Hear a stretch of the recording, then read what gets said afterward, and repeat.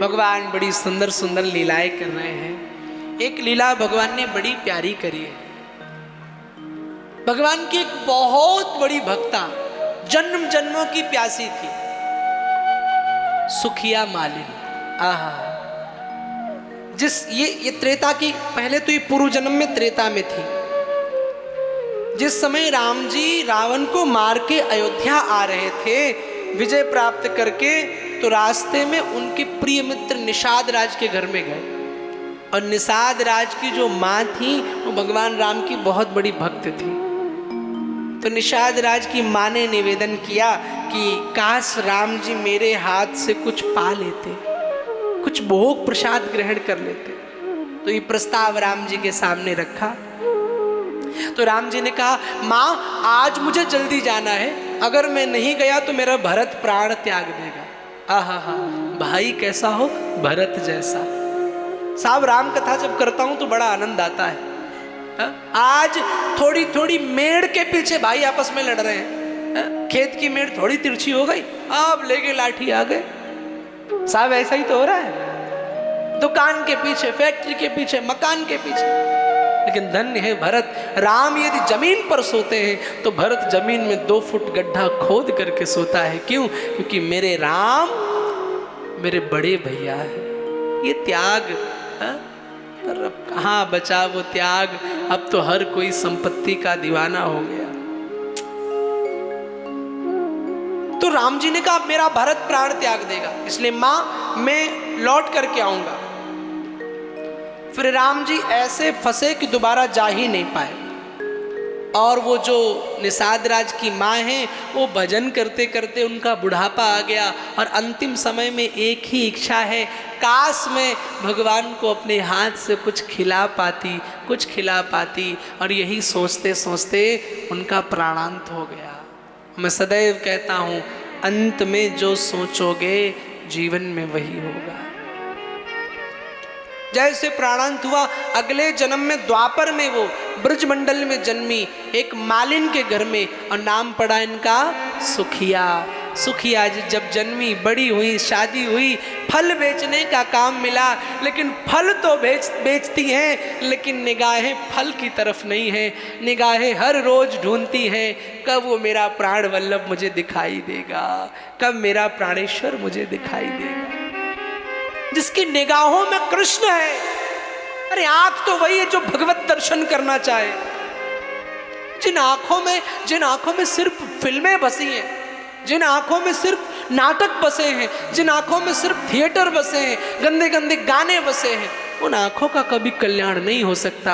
आंखें कल्याणकारी वो हैं जिनमें ये भावना बसी हो कि कब जाऊं वृंदावन, कब जाऊं गोकुल, कब जाऊं अयोध्या, जो मेरे प्राणेश्वर का दर्शन हो जाए, दीदार हो जाए। आजकल आदमी एक मूवी की टिकट लेता है तो खासकर टाइम का ध्यान रखता है कि छूट ना जाए। हा? होता है कि नहीं? और कथा होती है, कीर्तन होता है, उत्सव होता है। अभी तो 3 बजे 4 बजे पंडित जी अभी तो बैठे ही होंगे, आराम से चलेंगे।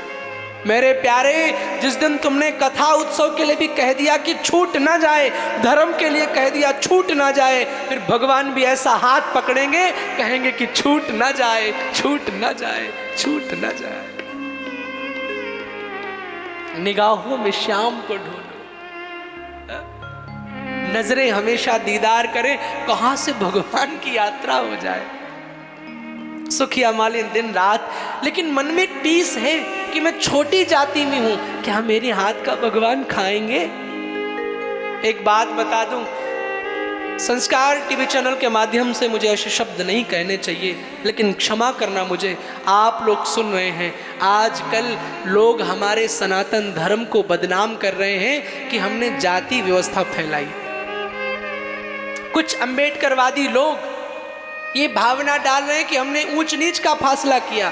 कब हमने ऊंच नीच का फासला किया? एक राम, क्षत्रिय राजा राम अगर वनवासी हुआ है तो समाज की अंतिम जनसबरी को गले लगाने के लिए। एक कृष्ण ने अगर विदुर के घर के फल खाए हैं तो ये सिद्ध किया है कि सनातन धर्म जात पात नहीं करता। अगर सुखिया के हाथ के फल खाए हैं तो यह सिद्ध किया है कि यह धर्म जाति वर्ण व्यवस्थाओं को नहीं मानता। पर आज मात्र फेसबुक पर फॉलोवर बढ़ाने के लिए, यूट्यूब पर सब्सक्राइबर बढ़ाने के लिए, अपनी टीआरपी बढ़ाने के लिए ये बदनाम किया जाता है कि भाई ये सनातन धर्मी तो ऐसे हैं कि ये जाति व्यवस्था लाए, ये जात पात ऊंच नीच मनाते हैं। नहीं नहीं भैया, सनातन धर्म का व्यक्ति, दुनिया इतनी स्वार्थी अपनी बात करती है, हमारे धर्म के लोग कहते सर्वे भवन्तु सुखिना सर्वे सन्तु निरामया, हम सभी के सुख की कामना करते हैं। इसलिए राजनीति करने वाले लोगों, हमारे देश को मत बांटो, हम सभी एक हैं और एक राष्ट्र हिंदू राष्ट्र है और हम उस हिंदू राष्ट्र के एक अनुयायी हैं, एक याचक हैं। दुनिया कहती हिंदू राष्ट्र की मांग हो, हिंदू राष्ट्र होना चाहिए। अरे भाई हिंदू राष्ट्र होना नहीं, हिंदू राष्ट्र ये है। ही से हिमालय, इंदु से समुद्र, जो हिमालय और समुद्र के बीच में स्थान है उसी को हिंदुस्तान कहते हैं। आवश्यकता अभी हमें हिंदू राष्ट्र की नहीं है, आवश्यकता है हिंदू संस्कृति की। हिंदू राष्ट्र चिल्लाने वाले लोगों, क्या टीका को तुमने अपनाया? क्या चोटी तुमने अपनाई? एक चोटी रखने में अरे महाराज शर्म आती है। कभी मन में भाव आया कि एक दिन धोती भी पहन ले, कुर्ता पहन ले? बात करते हो बड़ी बड़ी हिंदू राष्ट्र, पहले हिंदू संस्कृति तो अपनाओ, पहले वो सभ्यता को तो जीवन में उतारो, तब न बनेगा हिंदू राष्ट्र कि मोदी जी हिंदू राष्ट्र बनाएंगे, कि ये बनाएंगे, कि वो बनाएंगे। ना जी ना, सबसे पहले आपको एक कदम आगे बढ़ाना पड़ेगा। खाली फेसबुक पर लिखने से और वीडियो बनाने से कुछ नहीं होगा। आपके फॉलोअर बढ़ेंगे, आप चिल्लाते रहो, 4 जगह आपकी सभाएं लगा दी जाएंगी, यही होता रहेगा। आवश्यकता है हिंदू संस्कृति की। आप अपने जीवन में पहले उसे फॉलो करें, पहले उसे उतारें। हमारे राम कृष्ण ने कभी जाति को महत्व नहीं दिया और हम सभी भी कभी, हमारा हिंदू धर्म जाति को महत्व नहीं देता है। सुखिया मालिन की निगाहें खोज रही हैं, आहा कब मिलेंगे कन्हैया। आवाज लगाती, अरे कोई फल ले लो, कोई फल ले लो। भगवान कन्हैया ने जैसे आवाज सुनी सो समझ गए ये तो पहचानी हुई आवाज है। एक ओंठ से देखा सुखिया मालिन को झांकते हुए, सुखिया मालिन ने भी कन्हैया को जैसे झांक करके देखा, आहा समझ गई आज तो मिल गए प्राणेश्वर। कन्हैया हमारे झांक के मैया मैया कह के भाग गए।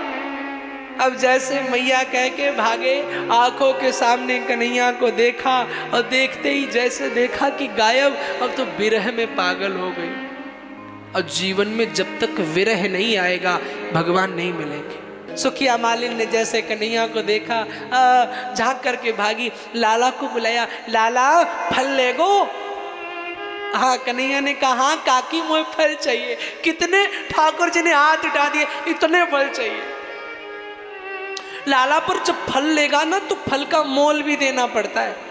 ठाकुर जी ने कहा ठीक है ला रहा हूँ। घर के अंदर गए और मुट्ठी भर अनाज लिया और अनाज लेकर के चले तो चलते चलते वो मुट्ठी भर अनाज फैलता गया, फैलता गया, फैलता गया। 4-5 दाने बचे और सुखिया के छबड़े में डाल दिए। ये लो अनाज, अब फल दे दो।